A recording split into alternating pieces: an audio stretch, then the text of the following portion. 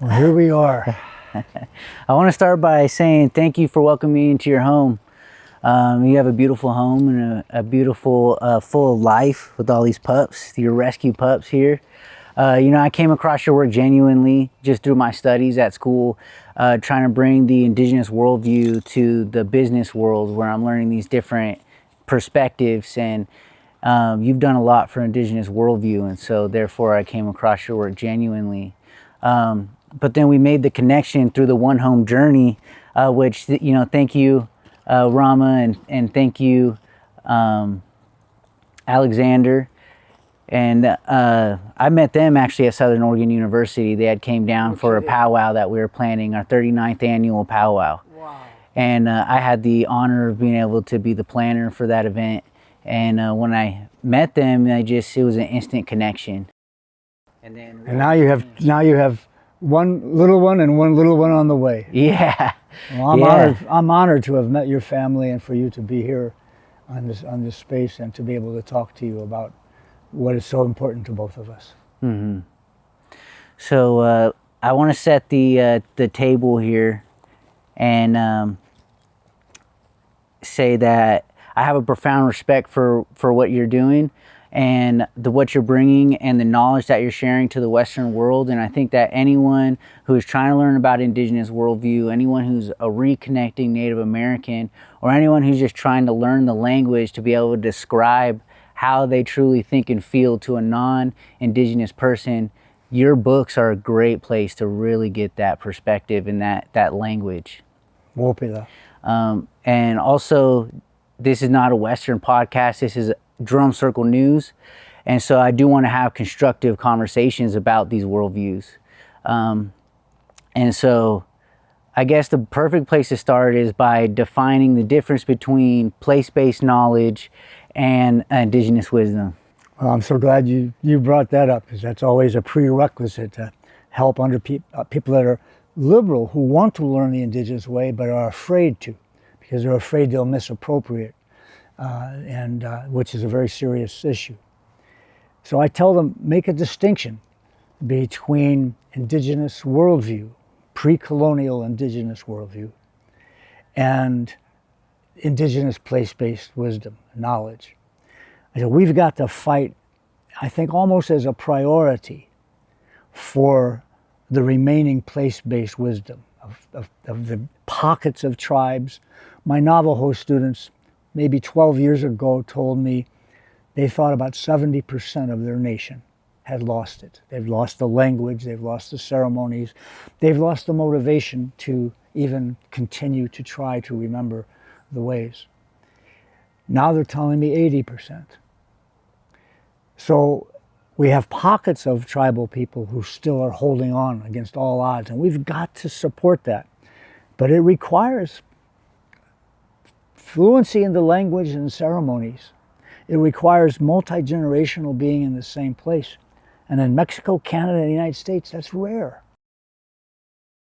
But we've got to fight for it, because those languages come from the earth.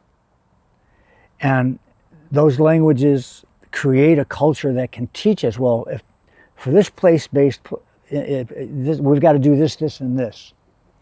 I tell people, if you get an expert in flora and fauna and you walk from the Canadian border up through British Columbia, we have a place up on Vancouver Island, and you have this expert who knows the flora and fauna of the entire region. Every time he crosses a place where he starts to see new plants, new trees, new weather conditions, new sounds of animals, there's a different dialect being spoken there, a different tribal language, right? It comes from the earth. Our noun-based Western languages that started around 9,000 years ago after we separated from nature are about human systems.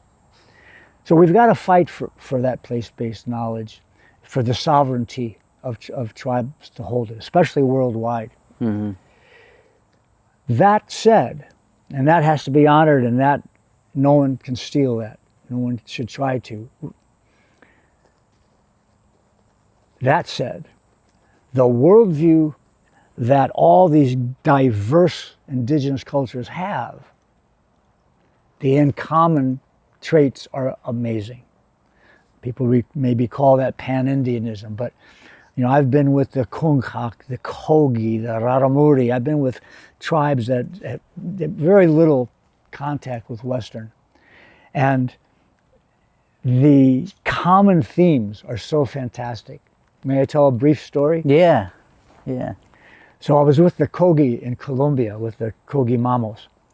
And we were doing 2 days, 3 days with translators talking about Lakota and Kogi ways.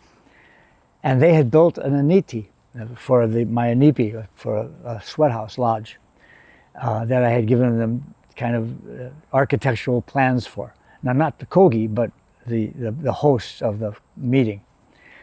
When it was time for us, after the second day of really good dialogue, when it was time to go down, we sat around the fire, and they noticed the first time I put a rock in the fire, they started getting a little nervous and talking back and forth, and my translator came over and said, "Foreros, they're not going to be able to go in today." And I said, what's happening? They're going to have to walk back up this 19,000-foot mountain peak that was right behind us. And they're going to have to get together with the community and ask the community's permission to be able to do this ceremony, because for them, rocks are sacred. And you're putting them in the fire. So I went, oh my gosh, this can't happen. We don't have those many days. And I smiled, and I kind of laughed, and then I said, let me tell you how sacred these rocks are for the Lakota. Well, they're called Inya. They're the rock people. They're the foundation of our world. And I went on and talked about that. And pretty soon they got excited, and they went, oh my gosh. Because for them, if a child sees a stone on the path and goes over to pick it up, the mother or father will gently say, it's moving slow, but it's on a journey, So their perception, uniquely from the place-based knowledge, was this: we're not going to really touch rocks, too much, right? Whereas here I am putting them into a fire. But when they realize the sacredness of it, that's worldview that we share. And that belongs to every creature on earth, because it is how the world is. It is interconnected. It has a high respect for the feminine. All the things that are in the worldview charts and the precepts, right, that you can get to on worldviewliteracy.org and download for free. But thank you for that opening question, because we've got to honor this unique place-based knowledge that we're losing while we re-indigenize ourselves in a non-binary, and this is a key to the worldview comparison of the colonial dominant worldview that is killing us, and our pre-colonial worldview that is proven sustainable. We have an organization called provensustainable.org that has about 30 indigenous cultures today who have lost it and have regained it and have proven now their water is clean, right? So this is proven sustainable. And if we can hold on to this understanding of the worldview being non-binary, which means it's not a rigid dichotomy where this dominant worldview, like for example, rigid hierarchy versus egalitarian would be the first one on our chart. Well, in that one, the non-binary is that there's sort of a continuum, because the Lakota are always, for the most part, egalitarian, and always have been, except during the buffalo hunt. Then there's an authority figure put into place just for that hunt. So that's how the non-binariness works for that. But now you go down to number 39 on the chart, the high respect for the feminine that we have in our indigenous worldview versus the obvious low respect for women that has been a part of dominant cultures for hundreds of years. People would say, well, you don't ever want to sometimes have a low respect for women. Well, then I say you can't know the top of a mountain peak perfectly if you don't know the bottom of a valley. If we can understand the consequences of this low respect for feminine ways or women, and we can see why is it that a person would have that, we can then champion it more. So that's why all the indigenous cultures have these twin hero stories of opposites, whether a boy or a girl or a boy, or two girls, where they're very opposite and sometimes antagonistic, but ultimately they help fight the monsters, which are our greed and our selfishness and our anger, those things that indigenous cultures have always known we have a potential for if we don't follow the laws of nature. So a long answer to a powerful question. There are three different directions that I want to go here, so it's hard to pick which one, but I think, so there's three different directions I'd love to go here. And but I guess we'll continue on from where you ended, which is the dichotomy of the male and female energies, which leads into the conversation of diversity that I wanted to have, we talked about before we got on camera. But I want to start by giving the background knowledge of my place-based Yurok tribe and how we view the male and female perspective. And traditionally, we actually had those energies separated in our living situations. So the men, we would live in sweat lodges, and then the women, they would live in the longhouse with the children. And the children would grow up with the women learning the woman language. And then as a boy reached the age where he would now become a man, he would then go and live with the men in the sweat lodge and learn the male language. And so the men were leaders of the tribe, but the women were leaders of the family. And that actually coincides with some of what you talked about in the Kinship Worldview book, where you guys talked about how children need to be nurtured by their mother at an early age to be able to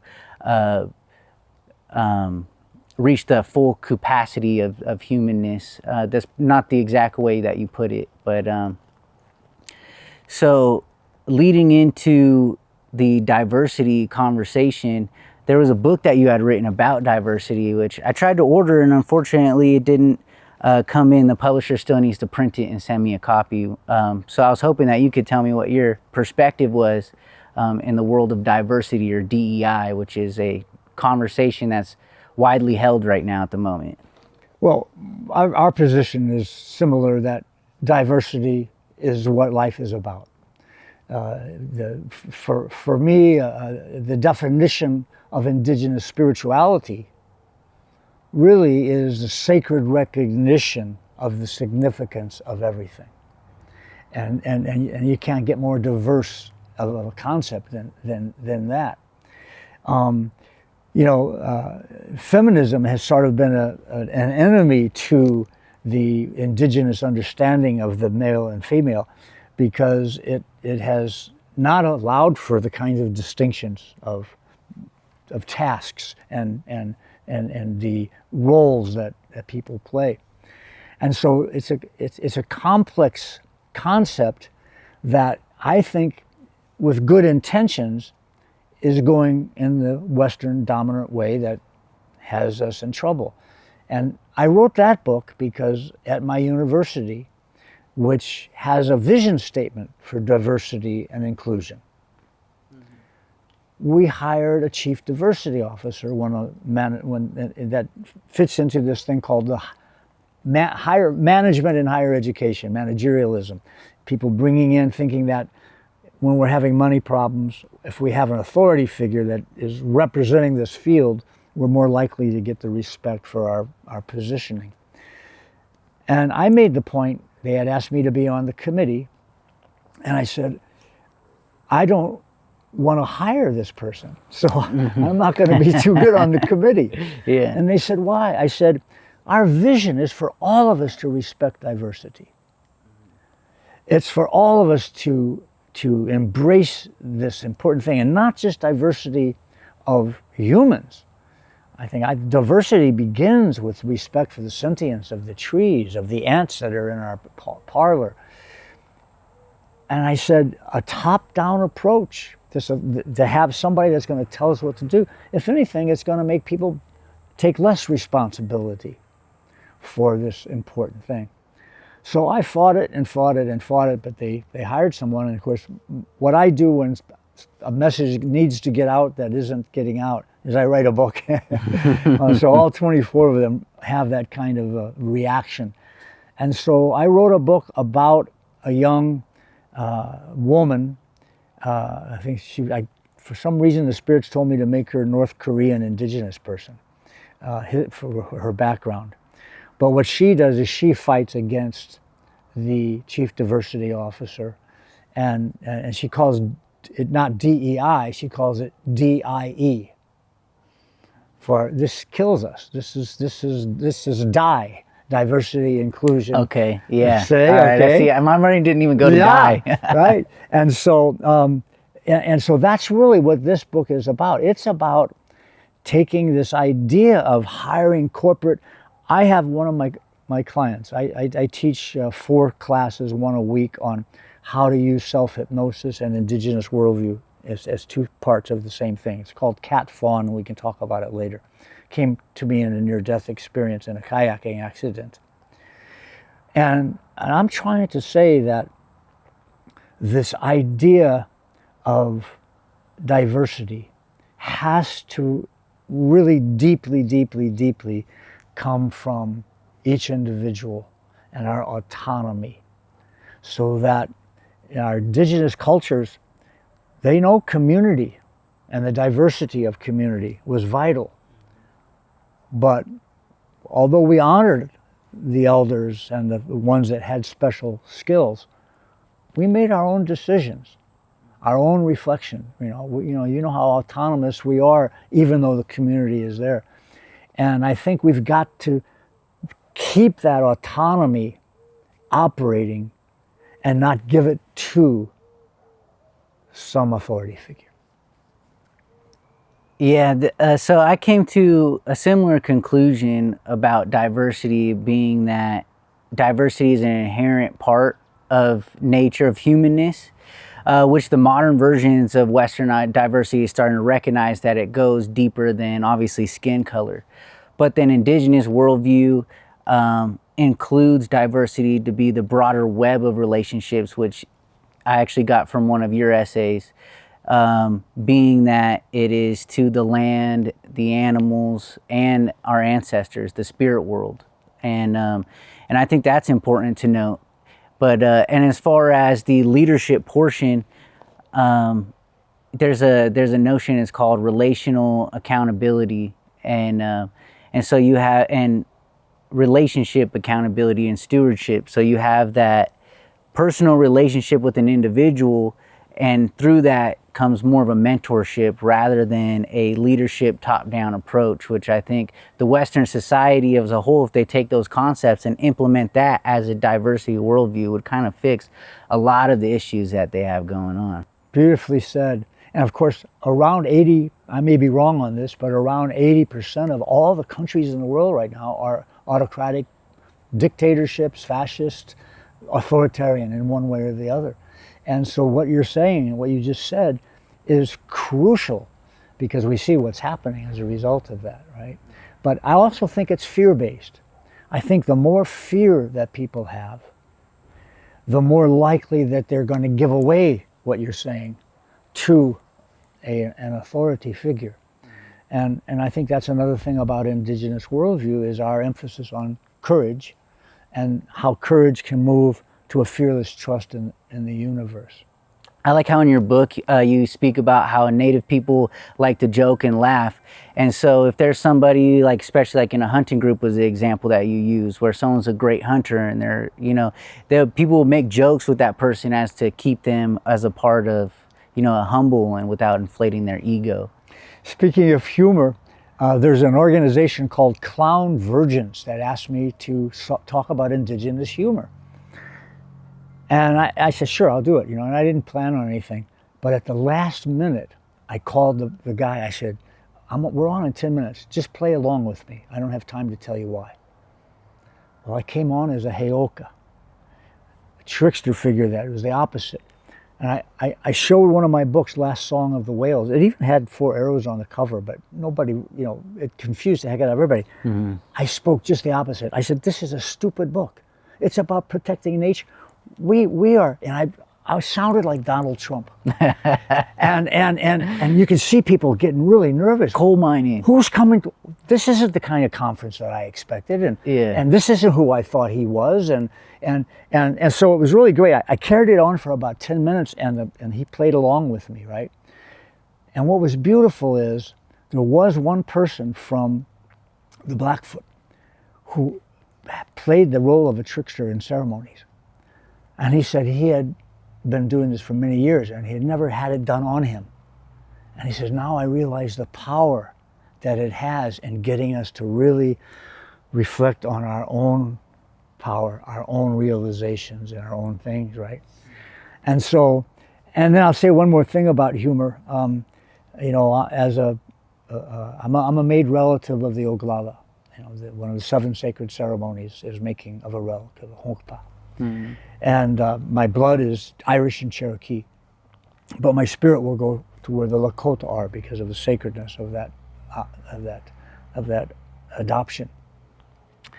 And so I'm authorized now as a member of the medicine horse Teoshpe, as a warrior, to pour the water for the Inipi ceremony. But I also have the honor to deviate in my own way a little bit for my ceremonies. So I have people who come for healings. Make sure you know a joke. Make sure you can tell a joke. I might ask you to tell a joke. Well, now, we never did that on Pine Ridge. Mm-hmm. We never, you know, but I don't think I ever left a ceremony in the Inipi ceremony without sore stomach muscles from laughing. And I'm talking about even with a disappeared woman, with a loss of somebody in an accident, with the great tragedies that happen every day on Pine Ridge, mm-hmm. where I lived. I rode my horse to work at Oglala Lakota College. The humor was used as a sacred tool. Do you remember when old Joe slipped on that banana peel? In other words, it was just natural flowing.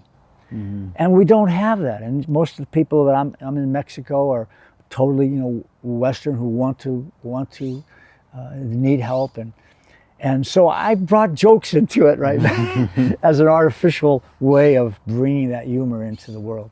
So thank you for bringing it up. Yeah. So okay, I wasn't going to bring this up till later in the interview, but I was curious, since you brought it up. What you mentioned in your book that you're an unrecognized descendant of Cherokee. So what does that mean? Yes, my mother and her 4 sisters told my cousin Joe, who's an attorney, and myself for years that there was a woman around 15 or 16 who escaped from the Trail of Tears near Joplin, Missouri. Mm-hmm. And the Caldwell family adopted her, and on and on. So that was always a story that came out not often. It wasn't bragged about. In fact, I remember my mother really only mentioned it when she was drunk. And I say that with respect and sadness. Mm-hmm. So we were sort of ambivalent. I was the only one that kind of took it to heart, you know. So I usually, when playing cowboys and Indians, I usually played the Indian role because that's what I had been taught. But we don't have anything from the Dawes rolls. We know that blood quantum is a white man's agenda to mm-hmm. divide and conquer. And so, you know, I'm not recognized as a Cherokee, but I deeply believe that my sisters, my mother, her father had committed suicide, and stories about him we know. So, and we have a photograph of a grandmother with a pipe on a porch. So it's probably true, but many people, as you know, play Indian, mm-hmm. and especially with Cherokee. Especially with Cherokee, right? And it's because Cherokee, you know, were so accommodating to create a language and become one until Jackson put them on the Trail of Tears. And the 5 civilized tribes, the exactly. $5 Indian thing, and all that. So yeah. I look at that as, well, you know, we have an Indian country. We have our people are saying you're not Indian enough. You know, there's been a committee that has put a list of people that I know who are sun dancers, who are from tribes, saying you're not Indian enough, right?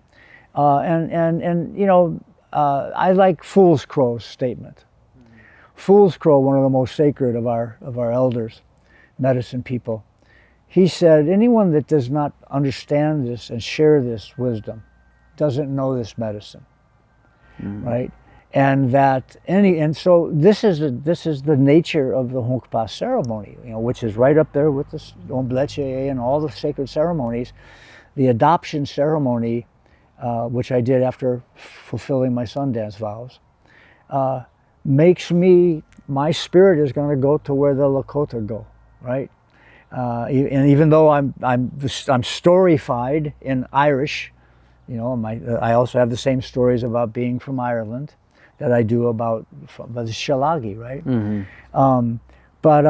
And so I think it's real important for us to say, you know, if we can belong to a place, most of us don't live in the same place anymore. We've got to indigenize ourselves as best we can to relearn about that place. And if we can find people that already know that's great. That we have to honor our ancestors. And if we can't believe our family, that's sad. Although probably some family members are duped and say it and it's not true. And so, so I'm not recognized Cherokee. I'm recognized as Oglala. Yeah, so the blood quantum conversation is a very controversial conversation in the Native American community. A lot of it is deeply rooted in colonialism and racism, internalized racism, scarcity mindset, and so. But there is some. So it's hard to really get a centering on where things should be because, right, blood quantum was created to divide and conquer and to diminish our people so that we slowly have no more growth, right? But at the end of the day, it has, if we lose our blood quantum, we lose our federal recognition. And while it was created to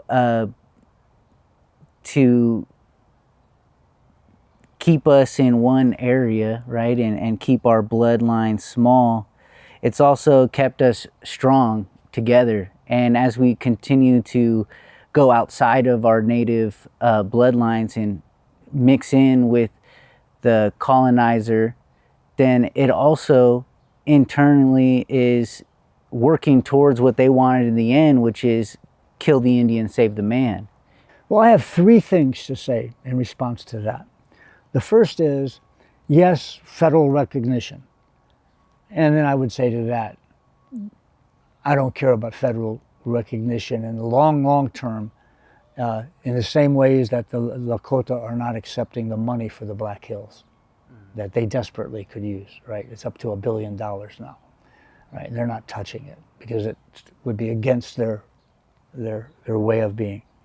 And so, yes, it is important practically, but spiritually, I think that's not a good reason. I agree 100% that being a part of a bloodline in a place that comes from a place, that's sacred. I think that's sacred, and that's the most important reason for knowing your ancestry and knowing your blood, you know. And I think that not getting to a place where I have been without just a story, without having that more deep knowledge, you know, is a tragedy, I think, for us. Yeah. But for those of you who know, yes, I am a part of this nation, I think that's crucial to hold on to. Deeper than this nation, I'm a part of this family. And because, you know, each tribe has their own family and their own ceremonies, their own practices, and that medicine is not only place-based, it's also family-based. And there's spiritual pathways that have been carved by your ancestors, and to be awakened to that and then also have the direct guidance through that is power. Look at the clan system. The clan system is the most important thing. That to have that specific, whether you're, let's say you're of this particular clan, because it has a responsibility for the interconnectedness of the family and then of the tribe. So yeah, so all those things are so important. And I forgot what the third thing was what was, but I think that I did a film, a little 3-minute video people can look at, Enoughness, that on the Fulbright scholarship. I did it to show the importance of indigenous worldview compared to dominant worldview. But I did it for the indigenous people of Papua New Guinea. People don't know that. UNESCO saw it, found it, and used it to close their sustainability conference at UBC. Someone wrote me and told me. And so now, of course, it's used to teach non-Indian people. But I wrote it because they had lost these ties, these connections, and had been so colonized that they were fighting each other. We can look at our reservations and see the kinds of impact. Look what happened at the second Wounded Knee, right? And so I really think that we've got to make sure we're doing it for that one reason that you said. And that's, and of course, so here was the third thing. We've got to remember that part of many of our indigenous cultures, wives were taken from other tribes for the reasons that we understand. And so I think we've got to recognize that indigenous DNA, the closer we can be to it, as we decolonize ourselves, is important. So it's a topic we could talk about all day. My grandfather was actually at Wounded Knee, the second Wounded Knee. His name's Calvin Aubrey, and he's since passed. He's passed away. But what was I gonna say here? Because there is a lot of different pathways to go in that blood quantum conversation. The Yurok tribe specifically, we don't have the specific rule around where you have to marry a Yurok. You can actually, your blood quantum can count for any other tribe, which I think is a system that could be adopted universally with the other federally recognized tribes that would then allow for us to continue strengthening our bloodlines without diminishing our tribal, like for example with the Modoc and the Shasta natives upriver from us. The Modocs have a lot of trouble because they have the rule where you can only, your blood quantum only counts is if you're with a Modoc. And eventually it gets to a point where everybody's related, and that's where we have similar jokes like, oh, how closely related are you? You know, are you my first cousin? You know, that kind of joke, because you have to figure out, well, we're obviously all related. So and that part right there is where it starts getting tricky. You know, if we open that up to more of a, we recognize all indigeneity, all of the tribes, not just federally recognized, but also our state recognized, our southern tribes who just got federal recognition as President Amla left. Like that's. But let's go back to my critique of this. My critique of the need for recognition really relates to a peer-reviewed article I wrote for the University of British Columbia's Critical Education. I put into quotes the title, False Doctrine, quoting Thomas Paine, who said bringing Christianity into the United States founding would be the worst mistake that we could make. And he called it a false doctrine. So I quote that. But the subtitle is, The Influence of Christianity on the Failure of Indigenous Political Will, an academic paper. And it was published. You can go online and read it. And this failure of indigenous political will, I think our dependence on the federal government is part of it. Look at the federal government today. It is a complete nonsensical fascist joke of dangerous proportions for the people that it is literally killing, the people of color, what they're doing to indigenous monies now. It's, this whole idea of our being dependent on the federal government of the United States, one of the most corrupt organizations on earth, always, now on hyperthyroid. I think this argument about political identity, I'm not saying it's not important. I don't want more poverty, more disrespect. I'm just saying that it's got to be temporary. We've got to get deeper, deeper, deeper into our place-based wisdom, our indigeneity, and the recognition that we are part of nature. Native people are inherently political. The democratic system was created under the guidance of the Haudenosaunee.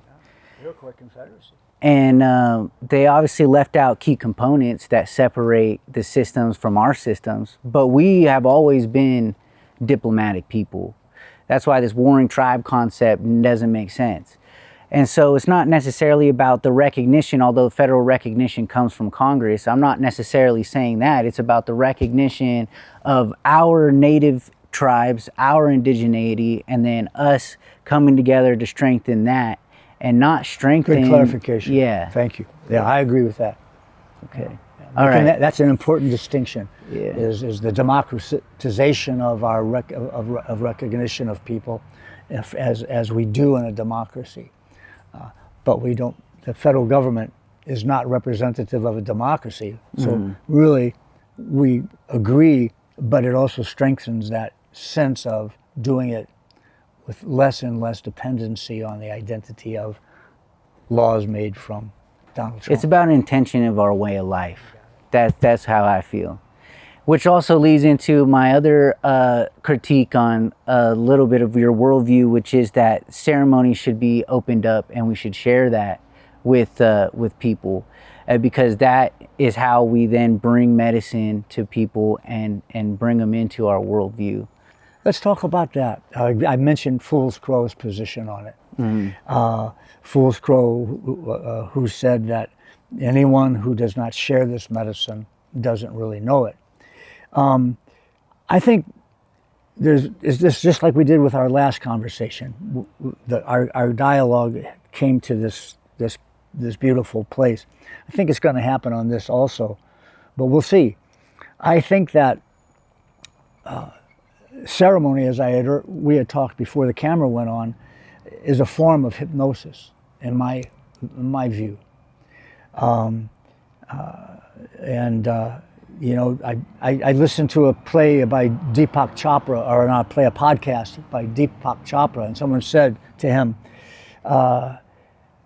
so Dr. Chopra, this is the end of our hour-and-a-half podcast. Can you just sum up in one sentence what's the most important thing as we all get older to be happy, live happy, joyful lives? What's the most important thing you can tell us?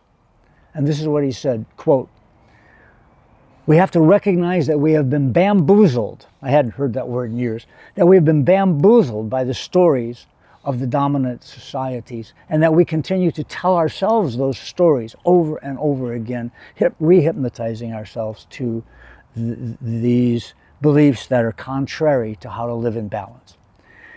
Wow, I quote it all the time now because that's what I've been talking for 50 years.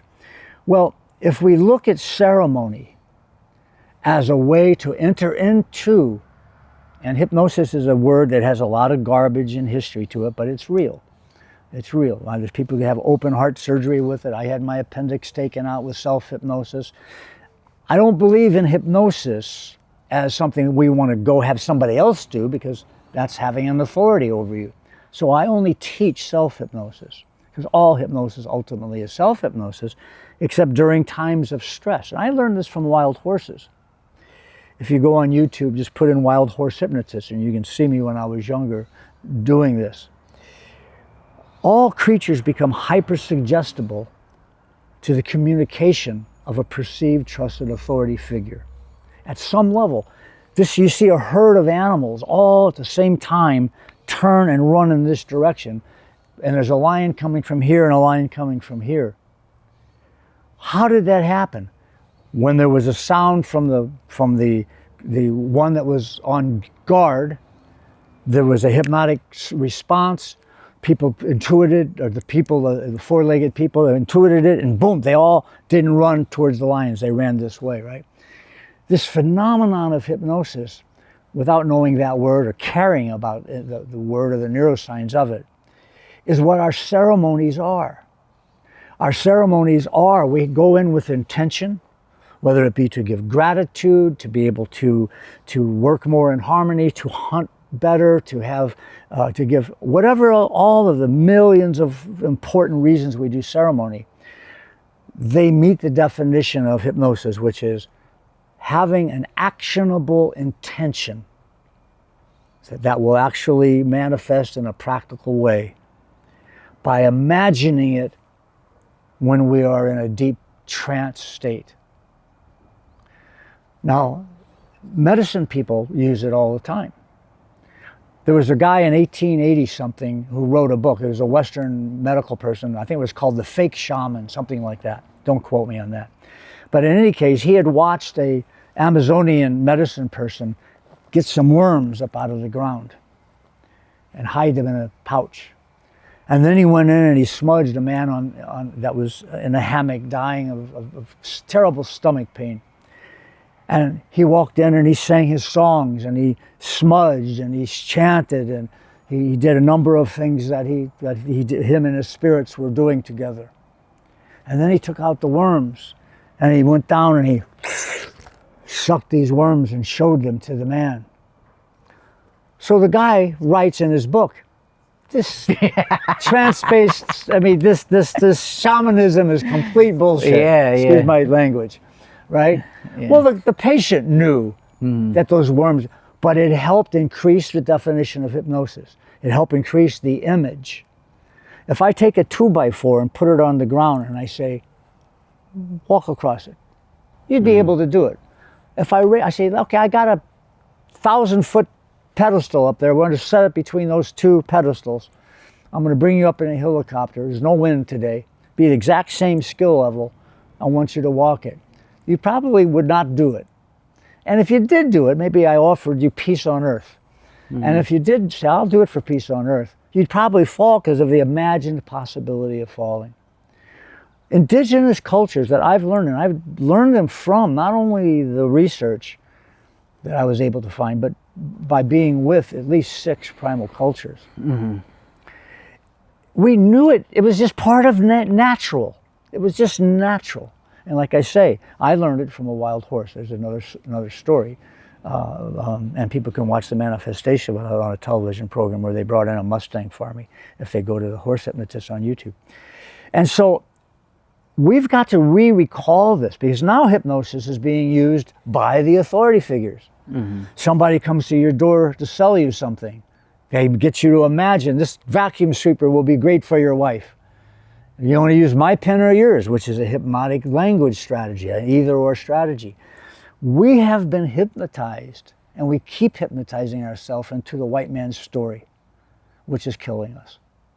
We knew better to listen to the wisdom for our images from the natural world. And we did that with our cultures and with our cultural traditions and our ceremonies. So if ceremony is that powerful, how can we not open it up to others who have good heart, which was what Fool's Crow also said. They have to be good heart. They can't be people who want to play Indian because they're dissatisfied with what's going on in the world and they romanticize the indigenous. That's worse than attacking us, right? They can't be people who are lost and they want to come in and create their own version of something that is sacred because of the history of it, right? There are lots of qualifications that I put on it, right? But right now, White Standing Buffalo, I'll be going on August 7th or 8th to his Sundance. And he does a Sundance with a guy who wrote a book called Biology of Belief named Bruce Lipton.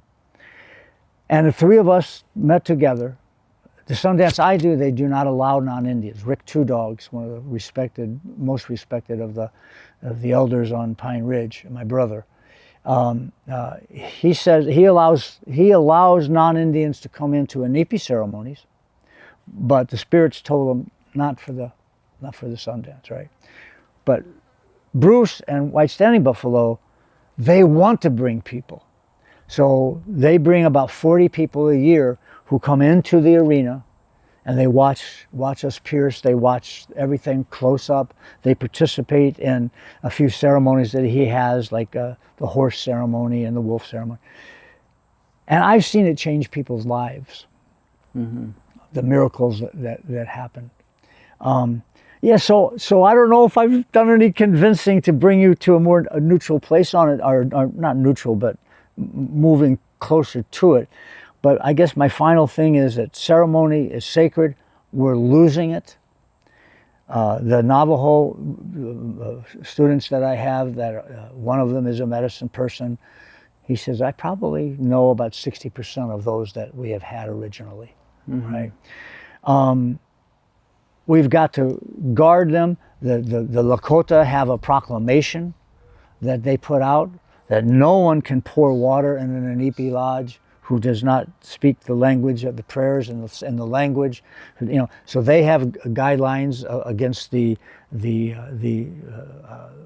misappropriation of the Lakota. We sued the guy who made like $18 million in Sedona doing ombleches, going up to cry for a vision, and 4 people died in his lodge that he had like 50 people in, so he could make a lot of money, and didn't know what they were doing.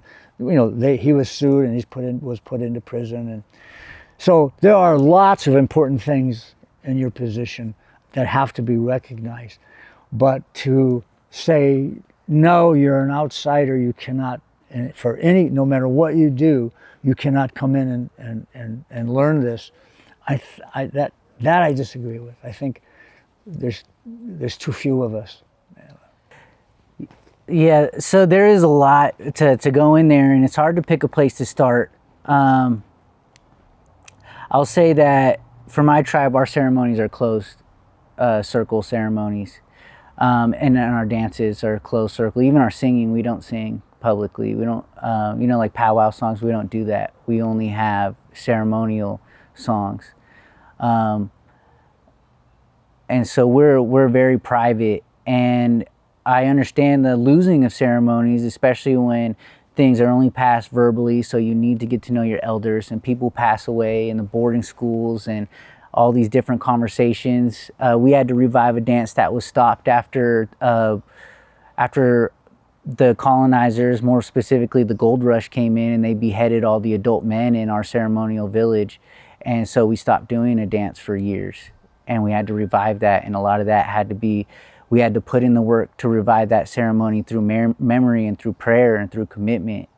And it's really hard to do that kind of thing, which I recognize even now saying it, I have that ancestral trauma that's like coming in, because that obviously happened way before I was born. And I believe that ceremonies are place-based.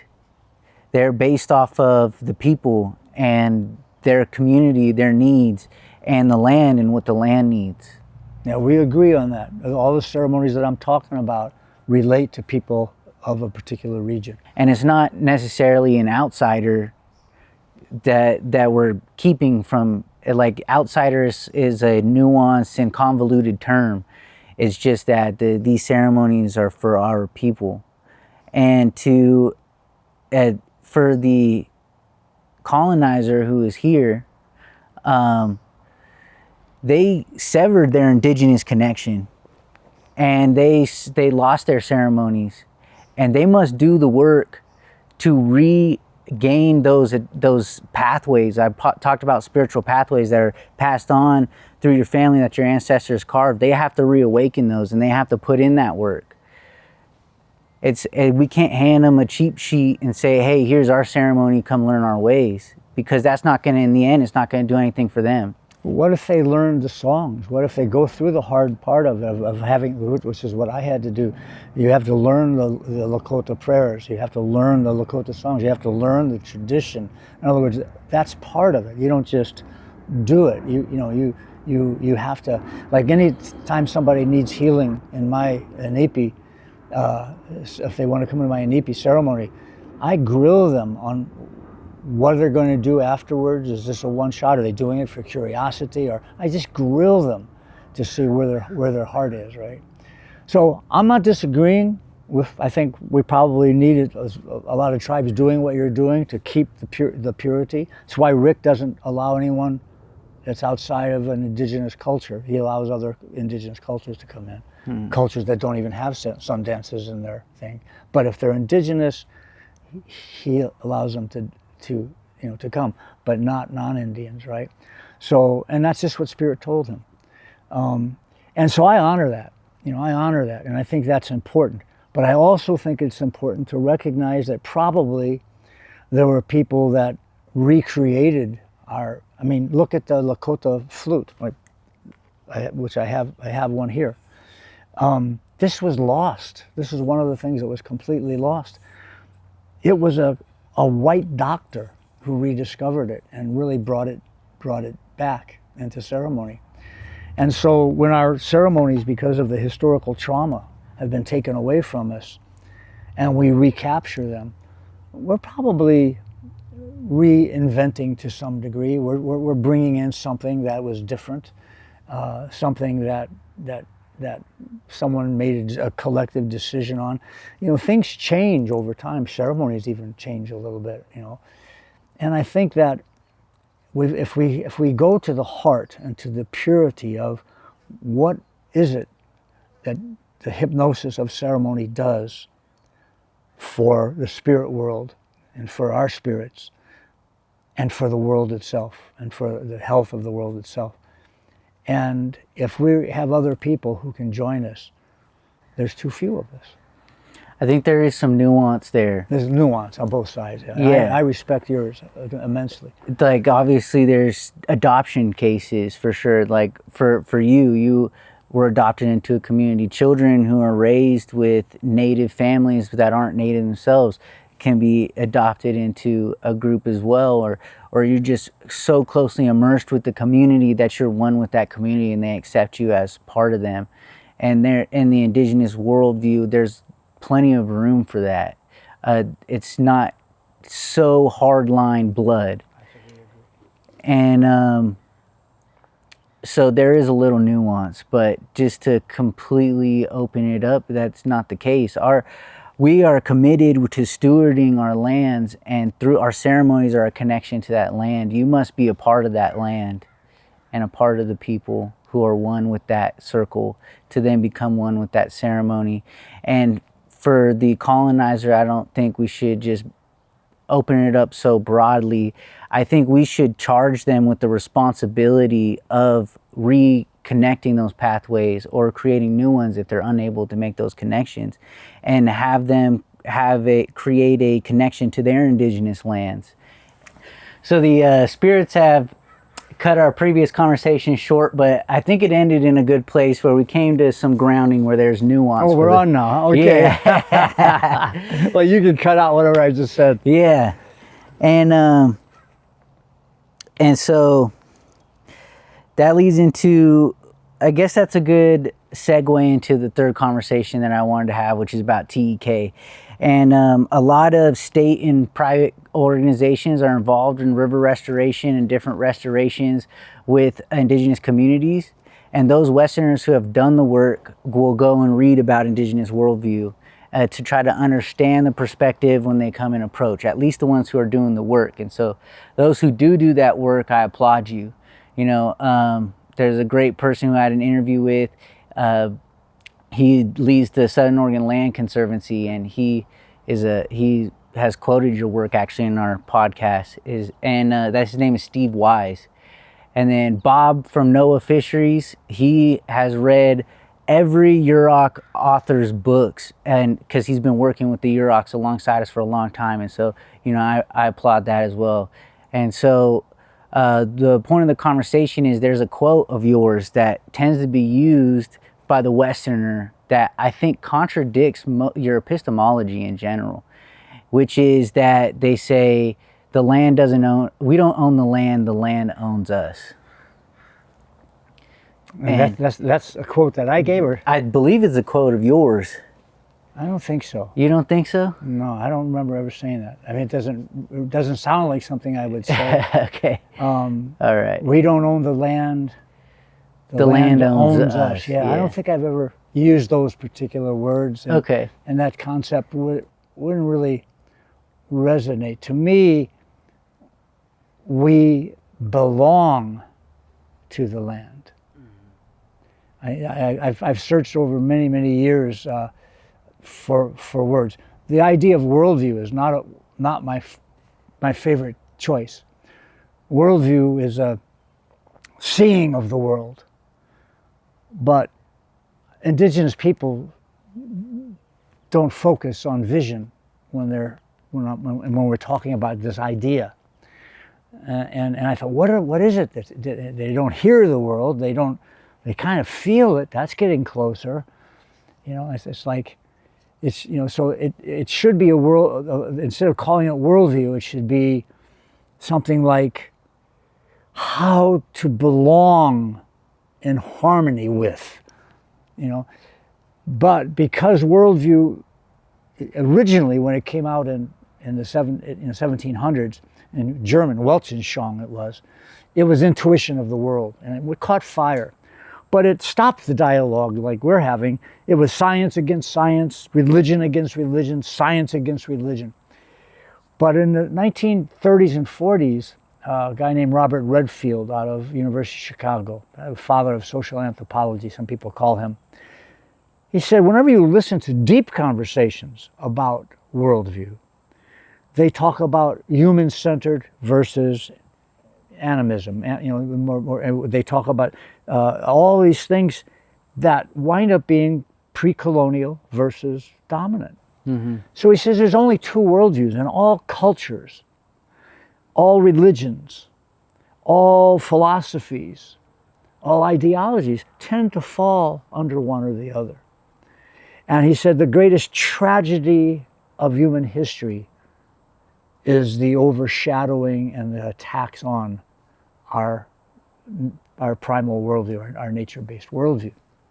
All right, that said, to this idea of belonging, I think that the living aspects of the dust. I was at to describe what I'm trying to say, that this is our ancestors. This is the ancestors of those who have come before us. This is the blood of all of life, and it has memory. It has sentience. And I was asked to go to a conference on soil. And this is what just came to my mind about this, with 3 soil scientists. And I went last, and they all talked about if we don't take care of the soil, it's not going to take care, we're not going to survive. And so I went home and I found quotes by Wendell Berry, a great environmentalist, Theodore Roosevelt, even though he said bad things about Indian people, he at least went and made the state parks, federal parks, and Gandhi, who had a good spiritual idea. And each of them, I put the quotes up on a slideshow, saying that if we don't take care of the soil, we're going to have problems. Mm-hmm. Then I put up the 4th slide of Chief Seattle, and I wish I could tell you the poetry of it, but in essence, he said, "The earth and the dust beneath my feet resonates with the memories of our people." And it went on to talk, and I just asked the audience, I said, so what do you see different between these 3 great environmentalists and Chief Seattle? What's different, and why is it that what the 3 gentlemen that just talked, what they said, thank you very much, I winked at them, it's not going to help. Mm-hmm. you know, and they kind of went like this, and the audience went like this, you know. And I said, just like these three, it didn't help. But what's different? And the audience came up. Wow. They see the earth as living and loving and sentient and a relationship and a teacher, you know, and they went on like that. I went, yeah, and these other ones just say, we got to take care of it because it's utilitarian. I wrote a book with a guy named Walter Block called Differing Worldviews, Two Scholars Argue Cooperatively. We had to go inside because it got pretty hot. The camera kept overheating. But I really want to have this TEK conversation for the camera because it's really important work. I'm involved with river restoration for the Yurok tribe, which I'm not representative officially of the Yurok tribe in this capacity, which needs to be stated. Well, thank you for that, doing that work, because TEK, for as long as it's been around and recognized, is very rarely honored by the development companies. They just kind of make it a gesture, and they'll bring somebody in to listen to them, but it doesn't make sense to them. So, but what you're doing, you're really teaching it, and I think that that's really great. That's really great.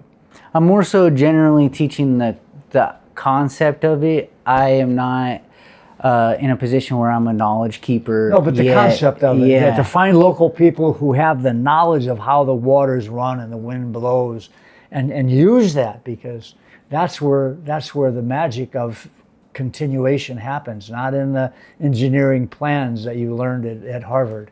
Mm-hmm. And I'm a huge advocator. I really want us to bring more of a ground level implementation of TEK to the river restoration, which we have with the Yurok tribe. And you've done a lot of work for TEK, so I was really hoping to get your explanation of it and your practical use, and actually what you found as the profound effects of it. Well, I am a part of five people that are on a board called Proven Sustainable. And we have a website I recommend everybody go look at called provensustainable.org. And what we've done is we've went to maroon and indigenous cultures from Africa and all around the world who have practiced TEK on their lands, which had gotten decimated in one way or the other. You know, the water was bad, the sheep weren't growing, the plants weren't growing. And they just weren't sustainable for all the reasons that happen with development coming in to our indigenous peoples. But somehow, and they all have their own story, and that's what we tell, is it's an educational tool for students, it's free. Mm-hmm. And you can go on there and you can look and see people talking about TEK and talking about, well, this is what we did. And it's so powerful to see, and it's in real time. You know, because now they show how they didn't have clean water, and now it is clean, right? So they've proven that by using this indigenous wisdom on their own and creating it. I had mentioned to you, there's a friend of mine that I brought to the Navajo conference a few years back to talk about how they did it. And it's a little video clip on YouTube called Decolonizing the Mind, about the Misak people of Ecuador. And you know, they had the traditional reservation problems of alcoholism, the sheep weren't growing well, the wheat wasn't growing, you know, they lost, the language was all but lost. And as usually happens, women were leaders, and that seems to be a rule. Women really come out to lead when things get bad. And they wound up changing within 2 generations. And you see on this video, everybody speaks the language. The alcoholism is all but gone. The sheep are bigger. The grasses are growing, you know, rekindling that. And there are other stories like that. And there's one that's called the Coconut Revolution. There's a documentary about miners that had come in and started poisoning the water on an island. And the people came and said, we used to live here without products coming in from outside, and if they want to put a sanction on us and not let any food come in, we can survive. And then they also have done that. So it's so exciting for me to find stories. And it sounds like what you're doing with the dam. You know, I mean, to remove a dam in itself reflects an indigenous perspective, because that's not what most dam builders are doing, right? Can you explain what it is that caused that motivation? Well, so they're actually Blythe George is she's a Yurok tribal member, and she's writing a book. She actually got her PhD from Harvard in sociology, where she hasn't released a book yet, so I don't know too much about it. Okay, but what I do know, and I've seen the graph, is she tied the degradation of the Klamath River to the incarceration rates of the community. And so basically, as the river started becoming sick, so did the Yurok people. And we have a prophecy that says that when the salmon disappears, so will the Yurok people. And the salmon continuously, their populations were dwindling, and we had a major fish kill back in the early 80s, I believe. No, I think it might have been the 90s. But you can find it online if you look up Klamath River fish kill. There's photos out there where just thousands and thousands of salmon died. And our salmon runs started coming down to only a few hundred or a few thousand every year. But we have elders who have stories where the salmon used to run so thick up the river that you could walk from one side to the other just on the top of the backs of the salmon. And we're a salmon people. We survive off of it. We survive off the Klamath River. We have for thousands of years. And so when the dams went up for energy, it slowly started heating the river, which caused toxic algae blooms, and invasive species started coming in and various other problems. And we started implementing the procedure, not the procedure, that's the wrong word to say, but actually what happened is the dams were up for an environmental assessment, which they failed. And it was going to cost Pacific Power Corporation, I want to say $400 million to be able to implement the fixes that were needed to be able to bring it up to code for those dams to stay into practice. And so that's really what caused dam removal. But what dragged it out so long is the Siskiyou water users. They relied on the water for their agricultural farms. They have unsustainable practices, and it's just another loophole of a conversation. But essentially, they dragged it out for 20 years. And they were saying that the Klamath River was too warm for it to support salmon life anyways. And so what we needed to do as Yuroks was then come in with a team of scientists to then show the Western people through their ideology, because they have this perspective where they need to observe things over time. Time is a linear construct. And then through that observation, they then prove hypothesis, which we have the relationship worldview, which you would say, where we have a deep relationship with the land, and therefore we have the inherent knowledge about it. Well, we knew as Yuroks from our stories that the salmon supported as for salmon. And what we did was we had to prove that it could support salmon. And so we had a guy come in and completely change the science and the perspective on what they thought salmon was. This is the classic example of how TEK should have been working in the world. Mm-hmm. And they convinced people who very rarely are convinced by the indigenous approach, convinced them, even though they still had financial reasons for not doing the dam. Mm-hmm. That's such a big part of it, that you have a river that's going to start flowing salmon again. Yeah. So the idea was that the water was too warm, right? Because they think that salmon needed to be a certain temperature. The water needed to be a certain temperature for salmon to spawn, and therefore they wouldn't be able to make it upriver to spawn in time. This is based off the studies that they've done where the salmon go in Washington and Alaska to spawn. And it was thought that the Klamath is too far south, it's too warm here, that it wouldn't provide. But the Klamath has a unique ecology where there's two things that lead to salmon being able to spawn, and it's One, that the water is so abundant with food that as the salmon swim up river, there's enough food for them to restore their fat in their body. So as they lose the fat, they're also gaining it back. So it's the abundance of the river.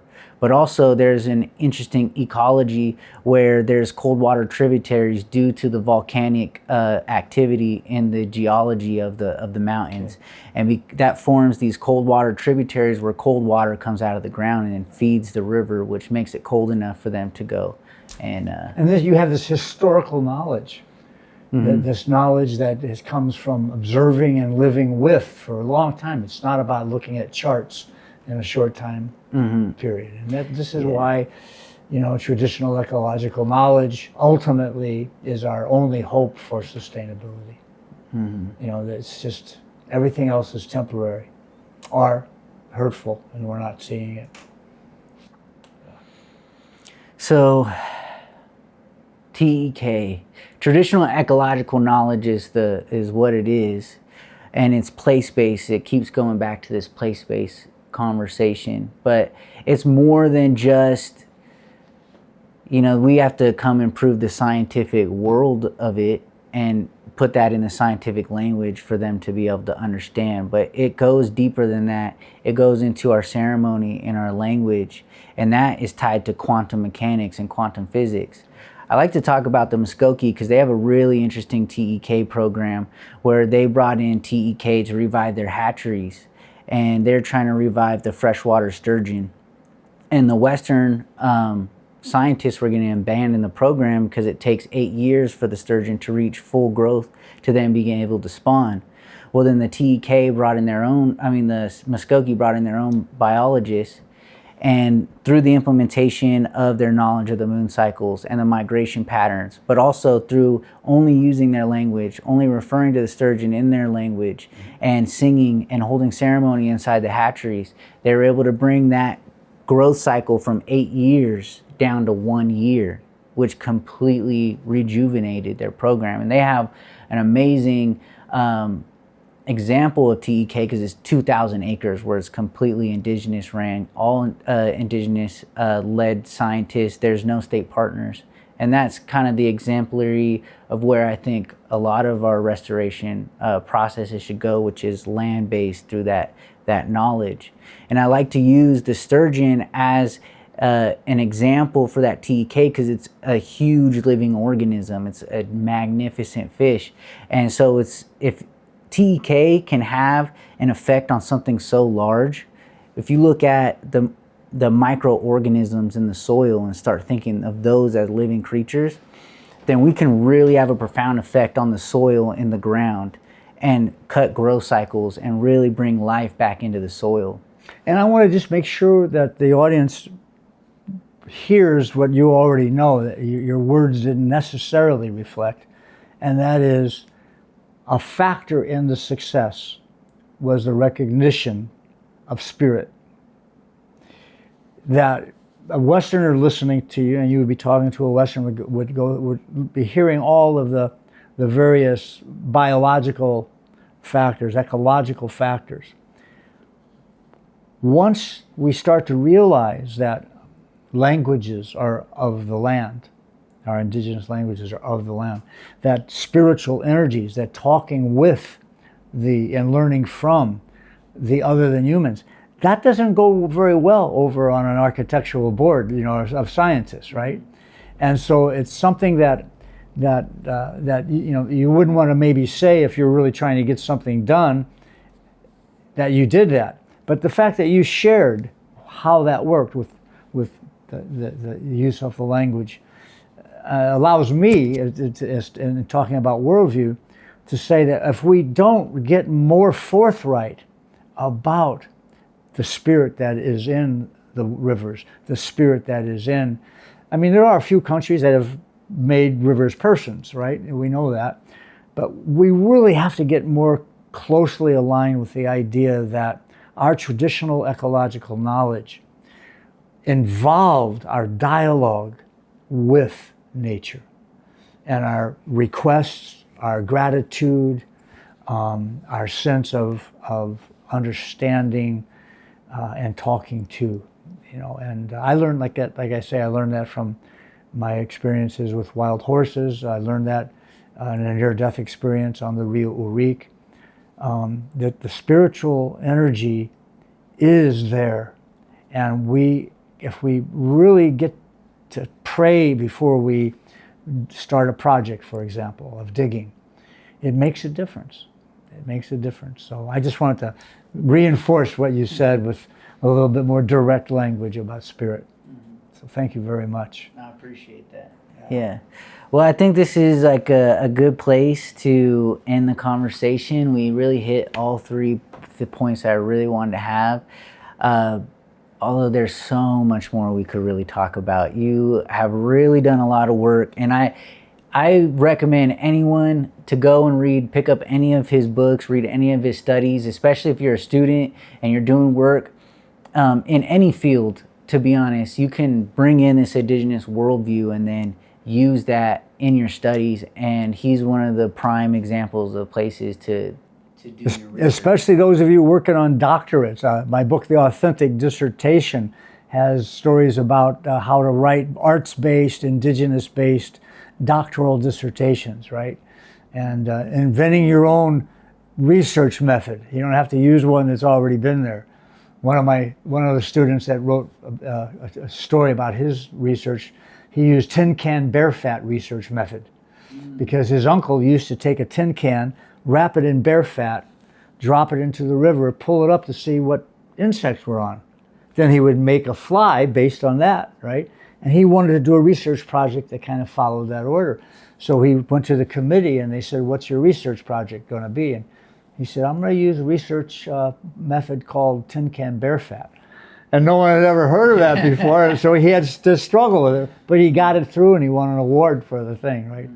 So those of you that are in the academy of any degree, from bachelor's to master's to doctorate, bring this indigenous worldview and spirit into it, because education and clinical Western psychology are two of our most hegemonic institutions that really require this indigenous approach. And business. That's what I'm trying to do right now. MBA. Honestly, we really need to change the way in which we approach business, because we may not be able to deconstruct the entire capitalist system that the world is built on, but we can at least change the approach. So that's right. And the main capitalistic view is that everything on earth is utilitarian for the sake of human beings, that they have no intrinsic value. And we've got to really move away from that idea. And even if we say it and it sounds ridiculous to it, we are playing into that we make choices based on how much it's going to help something as opposed to its own intrinsic value. All right. Thank you for it. Thank you.